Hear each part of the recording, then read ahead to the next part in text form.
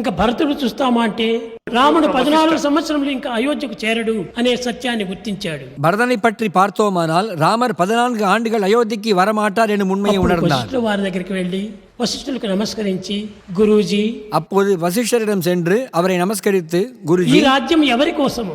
இந்த ராஜ்யம் யாருக்காக? రాముడు ధిక్కరించినటువంటి రాజ్యము, రాముల్ని అరణ్యానికి పంపించినటువంటి ఈ రాజ్యము నాకెందుకు? ராமர் மறுத்த ராஜ்யம், ராமரை காட்டுக்கு அனுப்பிய இந்த ராஜ்யம் எனக்கு எதற்கு? రాజ్యమునకు జ్యేష్ఠ పుత్రుడే అధికారి.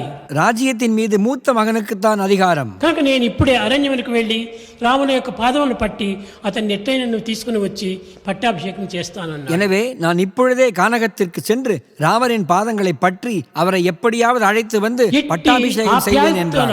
తమ ఆదర్శాన్ని అందించటంలో రామలక్ష్మణ భరత శత్రుఘ్నులు చాలా ఆదర్శమూర్తులు. இப்படிப்பட்ட அன்பை ஒருவருக்கொருவர் வெளிப்படுத்துவதில் ராம லக்ஷ்மண பரத சத்ருகுணர்கள் முன் உதாரணங்களாக திகழ்கின்றனர்.